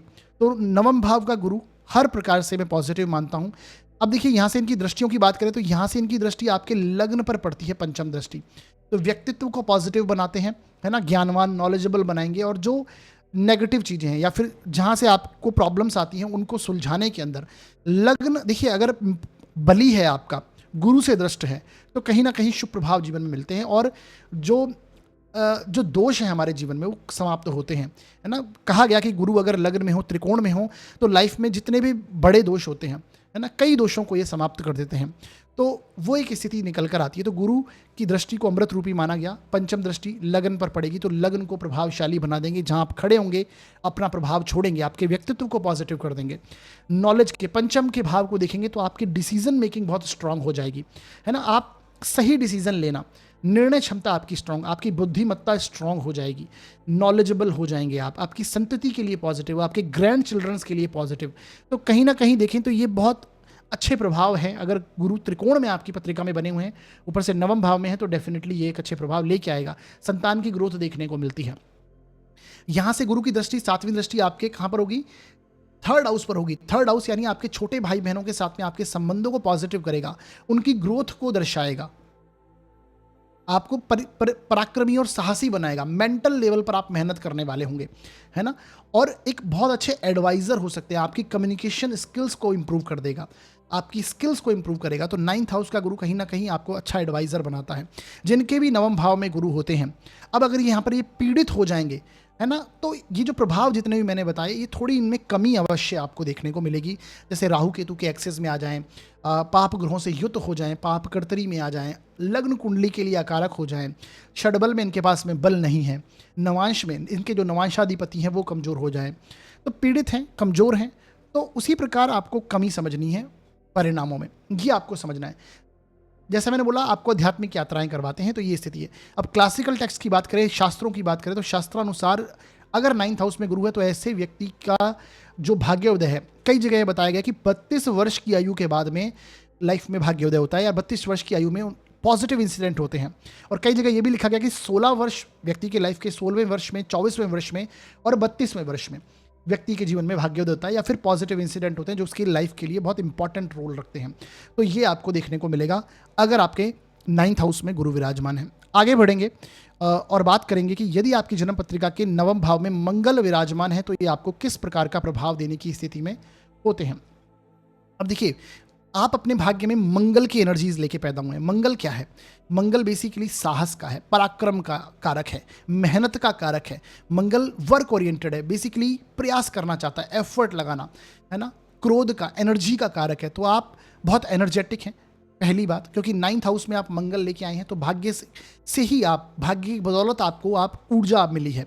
और यहाँ से देखिए, मंगल सबसे बड़ी बात है, आपके तृतीय भाव को देखते हैं जो कि स्वयं पराक्रम का कारक है।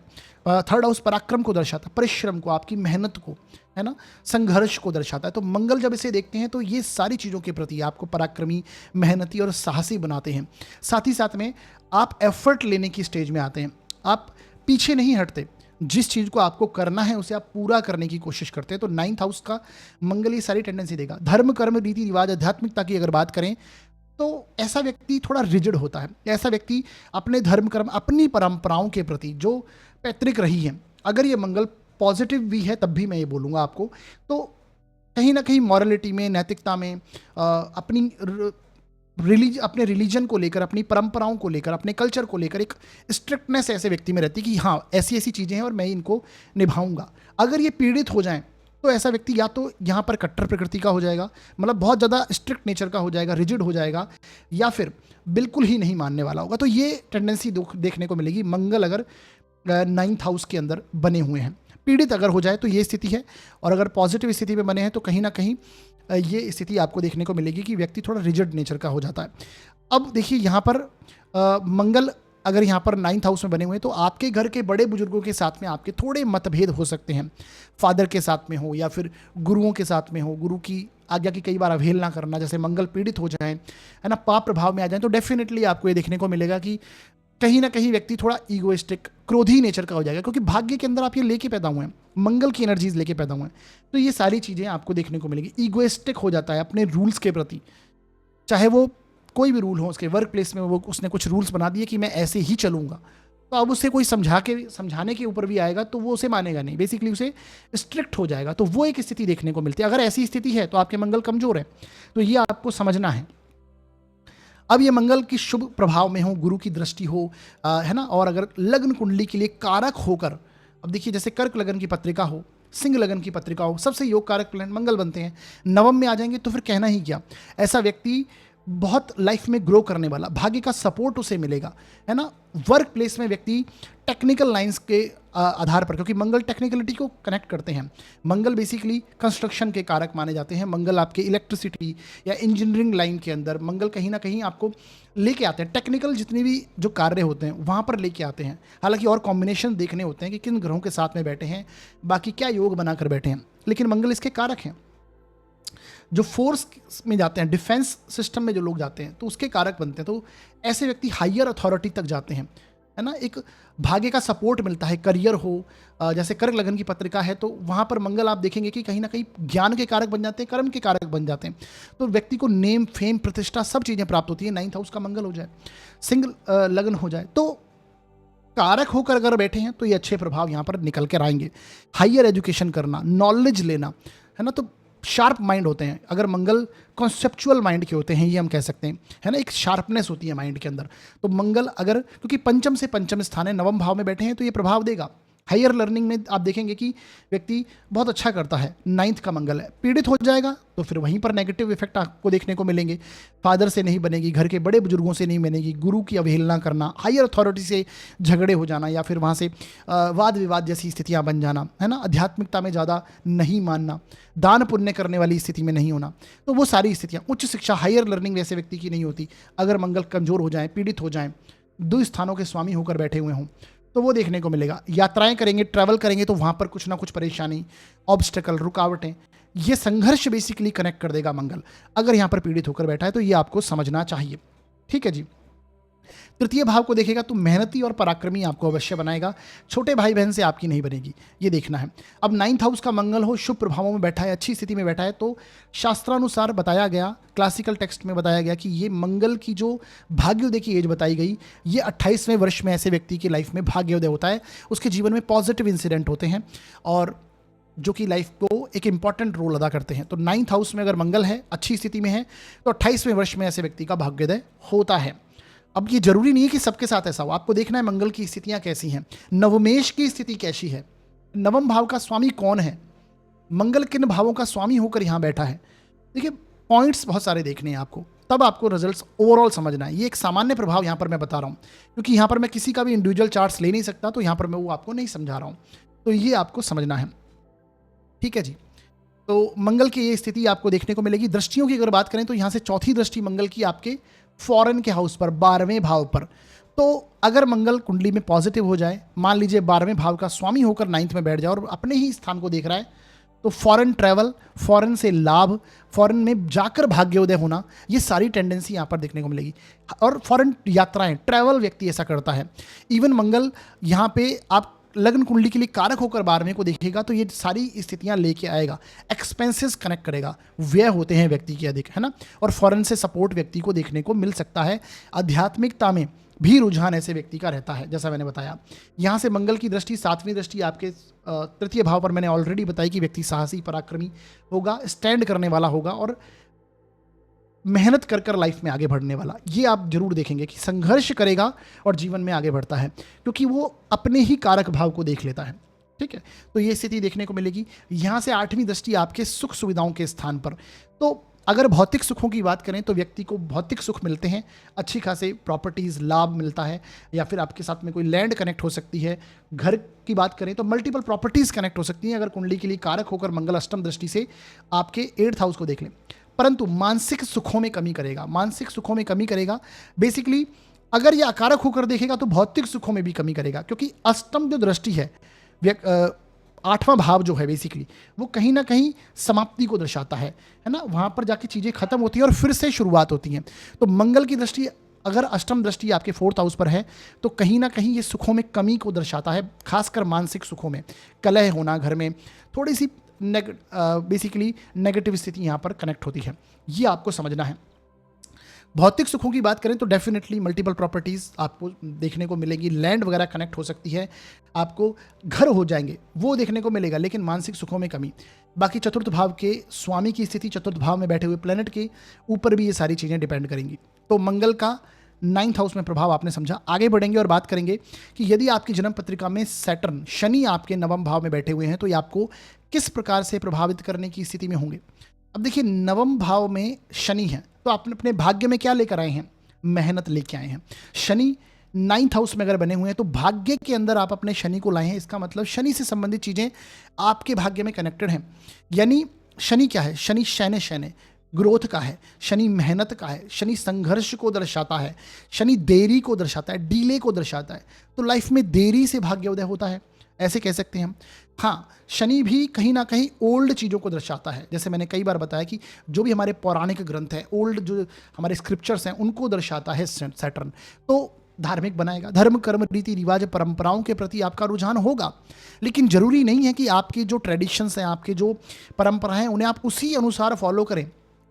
आप स्पिरिचुअलिटी को कुछ अलग एंगल से देख सकते हैं, आध्यात्मिकता को कुछ अलग तरीके से देखेंगे और उसके अंदर आगे बढ़ेंगे, है ना। जो रियल सेंस है जो आध्यात्मिकता का, उसे समझने की कोशिश करते हैं। रूढ़िवादी परंपराओं को नहीं मानेंगे आप, है ना, कि ये जो स्थितियां हैं इसे नहीं मानूंगा मैं, और भले ही आध्यात्मिक होंगे आप, तो वो एक टेंडेंसी यहाँ पर सैटर्न देगा। शनि बेसिकली ठोकर खाकर गुरु बनना, वो वाली टेंडेंसी को दर्शाता है। ये धनु राशि है, यहाँ पर बेसिकली काल पुरुष की पत्रिका में गुरु की राशि आती है धनु राशि, और वहाँ पर शनि है। तो ऐसा व्यक्ति स्वयं गुरु बनने वाली स्थिति में आ जाता है। जैसे कि व्यक्ति संघर्ष कर कर लाइफ में ऐसी परिस्थितियाँ देख लेता है कि उसके बाद में एक्सपीरियंस उसके ऐसे हो जाते हैं कि वो दूसरे के लिए गुरु बन जाता है। तो वो एक टेंडेंसी यहाँ पर 9th हाउस का शनि देगा। 9th हाउस का शनि है तो मेहनत करनी ही पड़ेगी, ये कन्फर्म है कि आपको मेहनत आपकी बहुत ज़्यादा होगी। ऐसा व्यक्ति खाली नहीं बैठ सकता। आप लेटर एज में भी व्यक्ति आप देखेंगे कुछ ना कुछ कार्य में इन्वॉल्व रहेगा, करता ही रहेगा, कर्म का कारक है। तो कर्म आपके साथ में आप लेके पैदा हुए हैं। खाली नहीं बैठना, ये आपको लगेगा कि वैसे व्यक्ति के लिए खाली बैठना बहुत बड़ा टास्क हो सकता है, मेहनत करता रहेगा जीवन में और करनी ही पड़ेगी, उसी के अनुसार भाग्योदय होगा, मेहनत से ही भाग्योदय होना है। तो ये आपको देखने को मिलेगा। अब देखिए, सैटर्न अगर पॉजिटिव है, गुरु से दृष्ट हैं, अच्छे प्रभावों में बने हुए हैं, उच्च के होकर बैठे हैं, स्वक्षेत्री होकर बैठे हैं, षडबल में अच्छी स्थिति में बने हुए हैं, नवांशाधिपति इनका अच्छी स्थिति में बना हुआ है ना, इसका डिस्पोजिटर अच्छी स्थिति में है, तो सीधी सी बात है, हम समझ जाएंगे कि सैटर्न पॉजिटिव स्थिति में है, लग्न कुंडली के लिए कारक है। तो डेफिनेटली आप बहुत आध्यात्मिक होंगे, है ना। स्पिरिचुअलिटी को समझना, दान पुण्य करना, चैरिटी करना, एक जो अपने से लोअर तबके के लोग हैं उनको हेल्प करना, ये टेंडेंसी आपको ये दिलाएगा। आपके नीचे जो लोग कार्य करते हैं उनकी हेल्प करना, ये आपको देखने को मिलेगा, है ना। हायर अथॉरिटीज से आपको लाभ प्राप्त होगा। शनि यहाँ पर अगर है तो ये देखने को मिलेगा आपको, नो डाउट, है ना। साथ ही साथ में घर के बड़े बुजुर्गों का आशीर्वाद, पिता के साथ में सपोर्ट। हालांकि सैटर्न जो है फादर के साथ यहाँ पर व्यक्ति की अधिकांशतः देखा गया कि कम बनती है, परंतु फिर भी पॉजिटिव स्थिति में तो पिता बहुत सपोर्टेबल होंगे आपको, है ना। चाहे वैचारिक मतभेद रहे वो अलग बात है, लेकिन फादर बहुत सपोर्टेबल होंगे। गुरुओं का सम्मान आपको, गुरुओं से लाभ आपको मिलेगा, गुरु की ब्लेसिंग्स आपको मिलेंगी, ये आपको यहाँ पर देखने को मिलेगा। अब वहीं पर अगर शनि पीड़ित हो जाए, लग्न कुंडली के लिए कारक हो जाएं, राहु केतु के एक्सेस में बैठ जाएं, तो अब ये फिर बहुत ज़्यादा नेगेटिव, बेसिकली पाप प्रभाव में पीड़ित हो जाए, कमज़ोर हो जाए, तो फिर ये अधर्मी प्रकरण देगा। यानी कहीं ना कहीं आप अपने धर्म रीति रिवाज को नहीं मानेंगे, दूसरों की चीज़ों को फॉलो करना या फिर ट्रेडिशन को उनको मानना। हालांकि स्पिरिचुअल तब भी आपको बनाएगा, सैटर्न है क्योंकि ये, तो वो सारी चीज़ें देगा। अधिकांशतः आपको आध्यात्मिक यात्राएं या long travel, basically long travel की बात करें तो वो ज़्यादा अच्छा नहीं करना लगेगा। हाँ, आध्यात्मिक यात्राएं व्यक्ति कर सकता है, डिपेंड करेगा। जब गोचर में गुरु का कनेक्शन बनेगा नवम भाव से, तो वो उस समय में आप डेफिनेटली आध्यात्मिक यात्राएं करने में, चैरिटी दान पुण्य करने में आपका इन्वॉल्वमेंट रहेगा। तो वो स्थिति यहाँ पर देता है ना। मेहनत करनी पड़ेगी तभी लाइफ में भाग्योदय होता है, ये हमें समझना चाहिए। देरी से, डीले मिलता है, संघर्ष होता है लाइफ में। यहाँ से सैटर्न आपके 7th हाउस से, 7th दृष्टि से आपके तृतीय भाव को देखते हैं, जो कि परिश्रम संघर्ष का है, मेहनत का है, तो करवाएगा, मेहनत करवाएगा, और उसके साथ में आपके भाग्योदय आपका होता है। हायर नॉलेज, उच्च शिक्षा आप लेते हैं, नो डाउट, यहाँ पर कोई परेशानी नहीं देता। कुछ ना कुछ सीखने की अवस्था में हायर लर्निंग आप करते हैं, ये टेंडेंसी आपको ये देगा, मेहनती बनाएगा और संघर्ष करने वाला आपको बनाएगा, ये स्थिति यहाँ पर देगा। संतति की ग्रोथ भी मैं यहाँ पर देख रहा हूँ कि अगर सैटर्न अच्छी स्थिति में बन जाए तो डेफिनेटली संतान ग्रोथ करने वाली होती है। शास्त्रानुसार बताया गया कि अगर आपके 9th हाउस में सैटर्न है, शनि है, तो आपका जो भाग्योदय बताया गया वो 36वें वर्ष की आयु में आपका भाग्योदय होता है। ठीक है, ये क्लासिकल टेक्स्ट के अनुसार मैं आपको बता रहा हूँ कि 36वें वर्ष की आयु में आपके लाइफ में कुछ ना कुछ पॉजिटिव इंसिडेंट होते हैं। हालांकि ये डिपेंड करेगा कि नवम भाव के जो स्वामी हैं, यानी नवमेश जो हैं, वो आपकी पत्रिका में किस स्थिति में बने हुए हैं। लेकिन फिर भी अगर शनि अगर आपके 9th हाउस में है तो आपको चीज़ें प्राप्त करने में थोड़ी देरी होती है, लाइफ में संघर्ष करना पड़ता है और देरी से चीज़ें मिलती हैं, है ना, मेहनत करनी पड़ती है। और 36वें वर्ष की आयु के बाद में लाइफ में पॉजिटिव इंसिडेंट होते हैं या फिर ऐसी घटनाएं होती हैं जो जीवन में इंपॉर्टेंट रोल रखती हैं जीवन में, है ना। अब ये पीड़ित हैं अगर शनि, और अगर पाप प्रभाव में हैं तो देरी करते ही हैं और संघर्ष व्यक्ति के जीवन में कनेक्ट रहता है। और यहाँ पर जो 36वें वर्ष में चीज़ें होंगी वो नेगेटिव भी हो सकती हैं, डिपेंड करेगा। नवमेश अगर पीड़ित हो जाए पत्रिका में, नवम भाव पर पाप ग्रहों का प्रभाव हो, शनि यहाँ पर पीड़ित हो जाए, कमज़ोर हो जाए, तो भाग्य के में 36 वर्ष की आयु के बाद में कहीं ना कहीं ऐसी नेगेटिव इंसिडेंट भी हो सकते हैं। ये डिपेंड करेगा सैटर्न कैसी स्थिति में आपके चार्ट में बने हुए हैं। तो यहाँ पर ये देखना है। यहाँ से शनि की दृष्टियों की अगर हम बात करें तो शनि की तीसरी दृष्टि आपके 11th हाउस पर लाभ भाव में होगी। लाभ भाव में शनि की तीसरी दृष्टि कहीं ना कहीं लाभ प्राप्ति में देरी, लेकिन जैसे मैंने बोला 36वें वर्ष की आयु के बाद में आपको अच्छा खासे लाभ प्राप्त होते हैं। एक स्टेबिलिटी, शैन्य जीवन में प्रॉफिट्स गेन आपको प्राप्त होते हैं और 36वें वर्ष की आयु के बाद में स्टेबिलिटी आने लगती है। हमारी इनकम में, हमारे प्रॉफिट्स में, हमारे गेन में हमें वो देखने को मिलता है। हमारे सोशल कॉन्टेक्स्ट में फिर वृद्धि होती है ना। लग्न कुंडली के लिए कारक होगा अगर ऐसी स्थिति में बैठे हैं तो ये जरूर आपको देखने को मिलने वाला है ना। साथ ही साथ में शनि की यहाँ से 7वीं दृष्टि के बारे में मैंने ऑलरेडी आपको बताया कि संघर्ष, मेहनत, पराक्रम को अटैच करेगा और व्यक्ति को करनी पड़ती है। लेकिन यह है कि व्यक्ति करता है और वहाँ से निकलता है, वो एबिलिटी यहाँ पर शनि देते हैं। इसके साथ में दशम दृष्टि की बात करें तो ये सीधा आपके 6th हाउस के पेंडिंग कर्मास के हाउस को देखती है, रोग ऋण और शत्रु के स्थान को देखती है। अब छठे भाव की क्या स्थिति है, छठे भाव में कौन से प्लैनेट बैठे हैं, क्योंकि शनि की दृष्टि उन पर होगी, उसके अनुसार लाइफ में हेल्थ इश्यूज, रोग ऋण शत्रु कनेक्ट कर देती है। ठीक है, अगर यहाँ पर जैसे कि मंगल बैठ जाए या फिर कोई इस तरह के प्लैनेट बैठ जाए, राहु बैठ जाए, केतु बैठ जाए, तो ये फिर कहीं ना कहीं उनसे संबंधित रोग आपको हो सकते हैं, है ना। 6th हाउस के जो प्लैनेट हैं उनकी स्थिति देखना है। तो अगर ऋण आप लेंगे तो ऋण को चुकाने में आपको मदद करेगा, है ना। साथ ही साथ में अगर हेल्थ इश्यूज हैं आपको तो वहाँ से सॉल्व करवाएगा सैटर्न की ये दृष्टि, कारक होकर देख लें दशम दृष्टि, क्योंकि दशम दृष्टि कर्म को दर्शाती है ना। तो भाग्य उदय के लिए आप किस प्रकार से कार्य करते हैं, ये आपका छठा भाव बताएगा कि कितनी मेहनत, कितना संघर्ष, कितना आप वहाँ पर एफर्ट लगाते हैं, अपने डेली रूटीन्स को कैसे फॉलो करते हैं, क्योंकि शेड्यूल डिसिप्लिन के कारक माने गए, न्याय के कारक माने गए शनि। तो आप कितने न्याय संगत लाइफ में चलेंगे उसके अनुसार 6th हाउस डिसाइड होगा। तो शनि की दृष्टि ये यहाँ पर ऐड करेगी कि रोग ऋण शत्रु चीज़ें कनेक्ट अगर हैं तो उनसे आपको कहीं ना कहीं उनसे मेहनत करके, संघर्ष करके आप उनसे निकल पाएंगे। ये चीज़ें जो शनि की दृष्टि है ये कनेक्ट करती है। अब डिपेंड करेगा 6th हाउस में कौन कौन से प्लैनेट, जैसे मंगल बैठ जाएं तो बीपी जैसे इश्यूज हो सकते हैं, या फिर ब्लड रिलेटेड जो इश्यूज होते हैं वो आपको देखने को मिलेगा। पेन, बैकबोन में पेन होना, जॉइंट्स में पेन होना, वो चीज़ें यहाँ पर कनेक्ट हो सकती हैं। अगर यहाँ पर राहु बैठ जाएं तो ये कहीं ना कहीं ऐसी कोई हेल्थ इश्यूज आपको दे सकते हैं जो कि समझ में नहीं आती, जिसे कहते हैं कि एक वहम हेल्थ इश्यूज के प्रति दे सकता है। हालांकि वो चीज़ें सॉल्व हो जाएंगी, जैसे मंगल है तो वो भी चीज़ें मैंने बताया वो चीज़ें सॉल्व हो जाएंगी। अब यहाँ पर गुरु बैठ जाएं तो गुरु अगर शनि को यहाँ पर देखेंगे तो ये आपको पाचन संबंधित परेशानियां अवश्य देने वाली स्थिति में आएंगे। तो इस तरह से आपको सब रिलेट करना है बेसिकली, है ना। स्थिति क्या बन रही है वो आपको देखना बहुत इंपॉर्टेंट है। सूर्य बैठ जाएंगे तो रोग ऋण शत्रु तीनों की समाप्ति आपको यहाँ पर सैटर्न करवाते हैं। हालांकि हड्डियों से संबंधित कुछ प्रॉब्लम्स आपको देखने को मिल सकती हैं, जॉइंट्स वगैरह पेन में परेशानी हो सकती है। बेसिकली शनि 6th को देखते हैं तो वात रोग कनेक्ट करते हैं, ये आपको समझना है। कारक होकर देखेंगे, अच्छी स्थिति में होकर देखेंगे तो तीनों चीज़ों से निजात दिलवाना, सेवा भावी बनवाएंगे और कंपटीशन करने की एबिलिटी आपको ये देते हैं, चैलेंज एक्सेप्ट करने की प्रकृति आपको देंगे। तो ये यहाँ पर आपको रिलेट करना है और समझना है, बाकी डिपेंड करेगा आपकी स्थिति कैसी बनी हुई है चार्ट के अंदर। अब साथियों आगे बढ़ेंगे और बात करेंगे कि यदि राहु आपकी जन्म पत्रिका के 9वें भाव में विराजमान है तो ये आपको किस प्रकार का प्रभाव देने की स्थिति में आएगा। देखिए साथियों 9th हाउस बहुत ही शुभ भाव माना गया, मैंने पहले भी आपको बताया। अब यहाँ पर राहु जैसा प्लेनेट अगर बैठा है तो सीधी सी बात है आप अपने भाग्य में कहीं ना कहीं राहु जैसी चीज़ें लेके आए हैं। जैसे कि यहाँ पर आपको राहु बैठा है तो ये कहीं ना कहीं विधर्मी प्रकृति लेके आएगा लाइफ में, है ना। राहु कहीं ना कहीं धर्म कर्म रीति रिवाज परंपराओं से हटकर आप चलने वाले होते हैं, है ना। ऐसा नहीं है कि आप आध्यात्मिक नहीं होंगे, मैं ये नहीं कहूँगा, परंतु कहीं ना कहीं मैक्सिमम चार्ट्स में पाया गया अगर 9th हाउस में राहु है तो आपका धर्म कर्म के प्रति उतना रुझान नहीं रहता। आप उधर की बेसिकली व्यक्ति ज़्यादा विश्वास नहीं करता उन चीज़ों में, प्रैक्टिकल लाइफ पर ज़्यादा बिलीव करने वाला हो जाता है।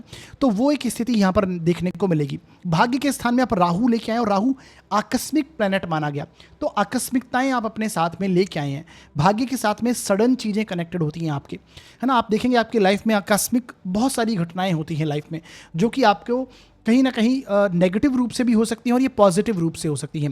यही कारण है कि 9th हाउस के राहु को बहुत से लोग एस्ट्रोलॉजर ये बोलते हैं कि ये बहुत अच्छा माना जाता है कि आकस्मिक लाभ देता है, या व्यक्ति लाइफ में शॉर्टकट से सफलता हासिल करना चाहता है ना। व्यक्ति चाहता है कि मेरा भाग्य एकदम से चमक जाए, उन्नति हो जाए, मुझे सडन राइज मिल जाए, तो वो स्थिति भी देखने को मिलती है। अब देखिए राहु अगर 9th हाउस में है तो पहले तो समझिए पाप ग्रह है, 9th में बैठेगा तो संघर्ष जीवन में रहेगा। ऐसा हो ही नहीं सकता जिनके 9th हाउस में राहु हो और उनके लाइफ में संघर्ष उन्होंने नहीं फील किया हो, है ना। कि बार बार रुकावटें आना, ऑब्स्टेकल आना, छोटी छोटी बातों पर जाकर कहीं ना कहीं रुकावटें आ जाती हैं, चीज़ें पूरी नहीं होती, कार्य पूरे नहीं हो पाते। तो वो सारी टेंडेंसी ये देगा। आपके फादर, आपके घर के बड़े बुजुर्गों के साथ में बेसिकली आपकी नहीं बनती है, उनके वैचारिक मतभेद रहता है, गुरुओं का सपोर्ट आपको नहीं मिलता, जो ब्लेसिंग्स आपको मिलनी चाहिए वो आपको प्राप्त नहीं होती है। तो ये सारी टेंडेंसी यहाँ पर राहु आपके साथ में कनेक्ट कर रहा है। अब ये राहु अगर अच्छी स्थिति में बन जाए कहने का मतलब है कि अच्छी राशियों में है, यानी इनके मित्र राशियों के अंदर बना हुआ है। नक्षत्र जो है इनके नक्षत्र वाइज पॉजिटिव है। देखिए राहु किन किन जगहों पर पॉजिटिव होगा, किन राशियों में, किन नक्षत्रों में, इसके ऊपर मैंने पहले भी कई वीडियो बनाए हैं, आप जाके देख सकते हैं। और आप चाहेंगे तो राहु कब पॉजिटिव होता है इसके ऊपर भी आने वाले समय में एक वीडियो आपके लिए लेके आऊँगा, जो कि आप अगर चाहते हैं तो कमेंट सेक्शन में ज़रूर बताइएगा। तो 9th हाउस में अगर राहु है, अगर ये शुभ प्रभाव में है, कहीं ना कहीं गुरु से दृष्ट हैं, शुभ ग्रहों से दृष्ट हैं, और मित्र राशियों के अंदर विराजमान है, अच्छे नक्षत्रों के अंदर जो कि इनके लिए फेवरेबल हैं, इनके उनके नक्षत्रों के अंदर अगर विराजमान है, तो ये समझ लीजिए राहु आपको सडन राइज भी देता है। आकस्मिक रूप से सफलताएं व्यक्ति के जीवन में मिलती है, सडन राइज मिलता है। जो आप देखते हैं ना कि कई लोग सडनली रातों रात बहुत ज़्यादा हायर स्थिति में पहुंच जाते हैं, सफल हो जाते हैं, या फिर अच्छी खासी सफलताएं, धन की बात करें तो धन के मामले में हो, मेटलिस्टिक चीज़ों में बहुत ग्रोथ कर जाते हैं, तो वो राहु 9th हाउस का बहुत से लोग लेके आते हैं। तो ये स्थिति आपको देखने को मिलती है।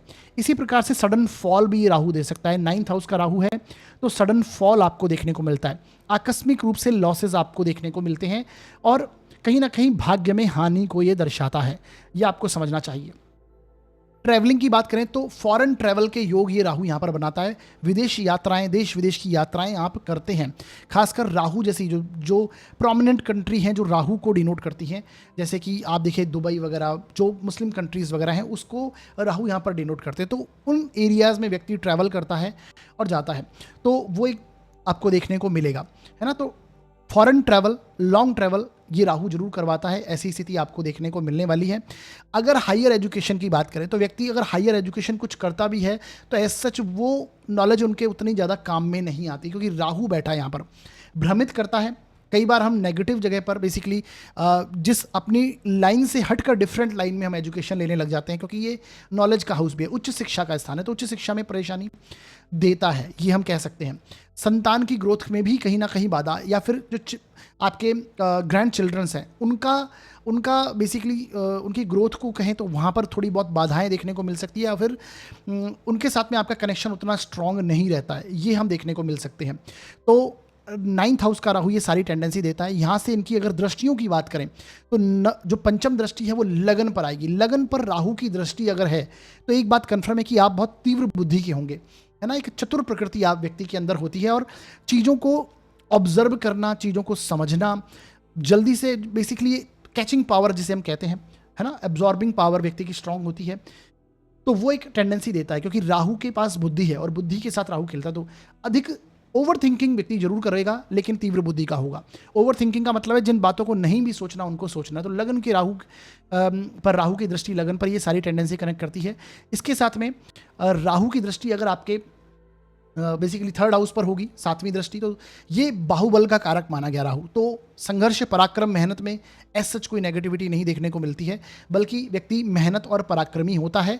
संघर्ष व्यक्ति के जीवन में अटैच होता है, जैसे मैंने बताया 9th हाउस का राहु है तो ये ऑटोमेटिक आपको चीज़ें देखने को मिलेगी। देरी से लाइफ में शुरुआत होती है, उत्तरार्ध के बाद में लाइफ में एक पॉजिटिविटी आने लगती है, तो वो देखने को मिलता है ना। ये छोटे भाई बहन का है तो वहाँ से भी मतभेद, वैचारिक मतभेद या तो होंगे, नहीं होंगे तो फिर वैचारिक मतभेद दिखाई देंगे, वो टेंडेंसी भी देखने को मिलेगी।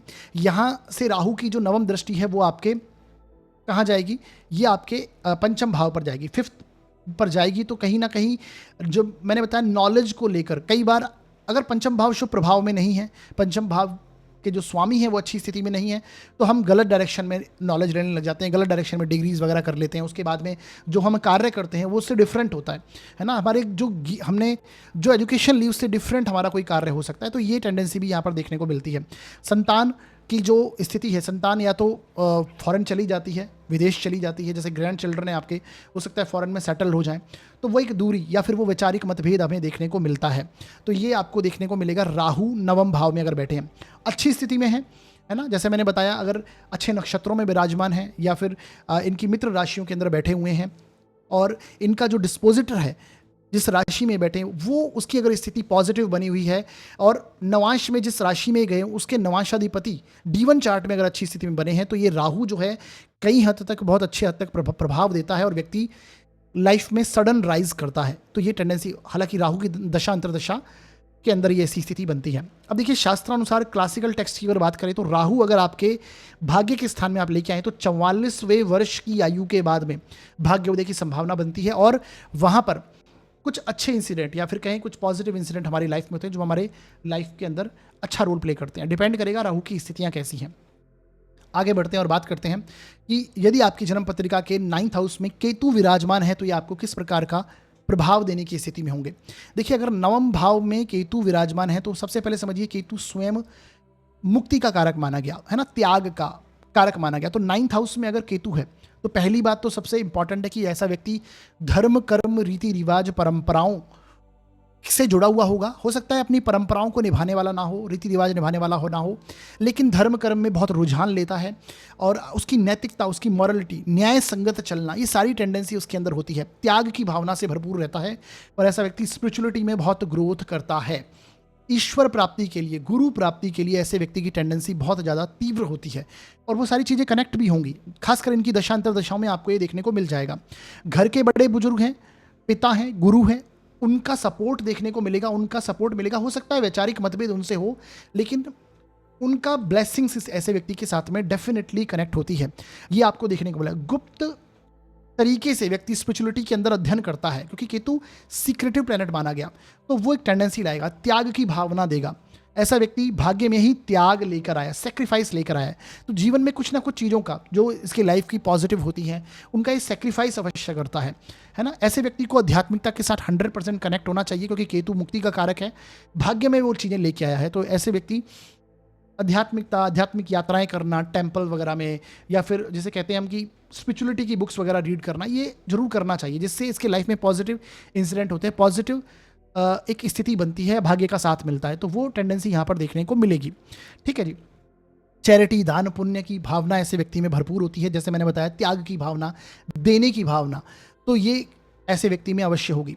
9th हाउस का केतु है तो ऐसा व्यक्ति हो सकता है कि जो हायर लर्निंग करेगा वो आध्यात्मिक क्षेत्र में ही करे, या फिर केतु अगर यहाँ पर देगा तो कुछ सॉफ्टवेयर से रिलेटेड, डिकोडिंग, क्योंकि उससे रिलेटेड कुछ चीज़ें यहाँ पर कनेक्ट करता है। केतु मतलब गुप्त अध्ययन भी करवाता है। ज़रूरी नहीं कि आप कहीं एनरोल्ड हों, डिग्री ही लें, हायर एजुकेशन में आप कुछ भी चीज़ें लर्निंग के प्रोसेस में आप इंक्लूड रह सकते हैं। 9th हाउस का केतु इसे इसमें परेशानी नहीं देता है। साथ ही साथ में देखिए यहाँ पर केतु है तो आपका राहु होगा सीधा 3य भाव में, 3rd हाउस में राहु होगा, और ये आपको बहुत मेहनती, पराक्रमी, साहसी बनाएगा, है ना। आप लाइफ में बहुत अच्छे प्लानर और प्लॉटर होते हैं अगर 3य भाव में राहु लेके आते हैं आप, और 9th में सीधी सी बात है केतु होगा, आध्यात्मिक रुझान आपका रहेगा। तो एक अच्छी स्थिति में यहाँ पर देख रहा हूँ। 3य भाव के राहु को शुभ माना गया, अच्छा माना गया, अच्छे परिणाम देने, क्योंकि ये बाहुबल का स्थान है, पराक्रम का स्थान है, और राहु बाहुबल के कारक माने जाते हैं और केतु नवम में अध्यात्म के कारक माने जाते हैं। तो ये सारी चीज़ें पॉजिटिव हैं। देश विदेश से कनेक्ट करता है 9th हाउस का केतु। डिपेंड करेगा 12th हाउस के स्वामी की स्थिति, 12th हाउस की स्थिति और 9th हाउस के स्वामी की स्थिति किस प्रकार की बनी हुई है। तो ये 9th हाउस का केतु है। दृष्टि प्रभाव की अगर बात करें तो केतु की दृष्टि आपके लग्न पर होगी। तो लग्न पर होगी तो जैसे मैंने बोला कि आप बेसिकली त्याग की भावना से भरपूर रहते हैं, आपको स्पिरिचुअल बनाएगा, आध्यात्मिक बनाएगा, है ना। और कहीं ना कहीं जैसे मैंने बोला कि सेक्रीफाइस करने का नेचर, जरूरी नहीं कि आप बहुत ज़्यादा लोभ वाली प्रकृति के अंदर रहेंगे, कि ग्रीडीनेस ऐसे व्यक्ति में कम पाई जाती है। बेसिकली कहने का मतलब केतु जब कनेक्ट करेगा तो ये सारी चीज़ें कनेक्ट करेगा। यहाँ से केतु की जो दृष्टि है वो आपके पंचम ज्ञान के भाव पर भी होगी। तो जैसे मैंने बोला आध्यात्मिक ज्ञान लेने की टेंडेंसी और नॉलेज के मामलों में ऐसा सच कोई परेशानी नहीं दिखेगी। पंचम भाव के स्वामी की स्थिति बहुत इंपॉर्टेंट है, ये आध्यात्मिक ज्ञान लेने में आपकी सहायक आपको बनाएगा केतु 9th हाउस का। तो टोटली ये सारी चीज़ें कनेक्ट होती हैं। बाकी ऐसे व्यक्ति को आप देखेंगे कि शास्त्रानुसार कहा गया कि 42 ईयर्स के बाद में उसके भाग्योदय की संभावना बनती है। ये क्लासिकल टेक्स्ट में चीज़ें लिखी हुई हैं जो मैं आपको यहाँ पर समझा रहा हूँ। तो 42वें वर्ष के बाद में व्यक्ति की लाइफ में ऐसे इंसिडेंट होते हैं पॉजिटिव, जो कि लाइफ में ग्रोथ की भाव के प्रति लेके जाते हैं और इंपॉर्टेंट रोल लाइफ में लगते हैं। तो ये एक टेंडेंसी देखने को मिलेगी। 9th हाउस का केतु है तो नवम भाव में ये प्रभाव देगा। अब यहाँ पर मैंने आज आपको प्रत्येक भाव, बेसिकली नवम भाव में प्रत्येक ग्रहों का रिजल्ट समझाने की कोशिश करी, है ना, सूर्य से लेकर केतु तक। अब आपके अगर नवम भाव में कोई भी प्लेनेट नहीं बैठा है तो यहाँ पर आपको राशि देख लेनी है कि कौन सी राशि लिखी है, उस राशि के स्वामी कौन है, और उसके अनुसार जो मैंने परिणाम बताए हैं, बेसिकली जो मान लीजिए सूर्य की पंचम भाव में आपके 9th हाउस में सिंह राशि लिखी है, तो सूर्य वहाँ के स्वामी हुए। तो आपको इस वीडियो के सूर्य वाले पार्ट को देखना है और उससे रिलेटेड आपको रिजल्ट्स को समझना है। तो इस तरह से आपको ये देखना है। तो ये हमारा आज का वीडियो 9th हाउस में अगर सभी प्लैनेट के प्रभाव को हमने समझा है। तो ये वीडियो आपको कैसा लगा? इस वीडियो के माध्यम से अगर आपके नॉलेज में ज़रा सी भी वृद्धि हुई है तो आप हमारे वीडियो को लाइक ज़रूर कीजिए, शेयर अधिक से अधिक कीजिए इस वीडियो को और चैनल को सब्सक्राइब कीजिए। साथ ही साथ में बेल आइकन को दबा दीजिए, जिससे जो हमारे नए नए वीडियोज़ हम बनाते हैं, चाहे वो गोचर से रिलेटेड हो, योगा से रिलेटेड हो, वो आपको समय समय पर मिलते रहें और आप के नॉलेज में वृद्धि हो। तो चैनल को सब्सक्राइब जरूर कर लीजिएगा और अधिक से अधिक वीडियो को शेयर कीजिए, जिससे सभी लोग इसका लाभ उठा पाएँ। और कोई भी यदि आपका सुझाव आप देना चाहते हैं तो आप दे सकते हैं कमेंट सेक्शन में, या फिर व्हाट्सएप मैसेज भी डाल सकते हैं। और यदि आप अपनी जन्म कुंडली का विश्लेषण करवाना चाहते हैं तो डिस्क्रिप्शन में मैंने यहाँ पर नीचे नंबर दे रखा है, ये नंबर है। इस नंबर पर आप व्हाट्सएप मैसेज डालिएगा, शुल्क हैं वो लागू रहेंगे साथियों। तो हमारा वीडियो देखने के लिए बहुत बहुत धन्यवाद।